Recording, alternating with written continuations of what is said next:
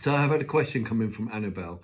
Annabelle has been doing surveys, doing quotes based on that, sending in proposals and then getting ghosted. And she's asked me what we could do in the follow-up. I'd like to know a bit more about the business to give you a full answer on that. But here's the first thing I always say about sending off proposals or quotes. There should always 100% of the time be a courtesy phone call that says, have you got the quote? So many times people are pinging off quotes via email and never hearing back and never following up with them. I suspect it's not quite the case for this person because I think they are following up on them. But for everybody else, if you never ever send a quote without following it with a courtesy email, just to make sure they've got it, make sure it's not in spam, see if they've got any questions.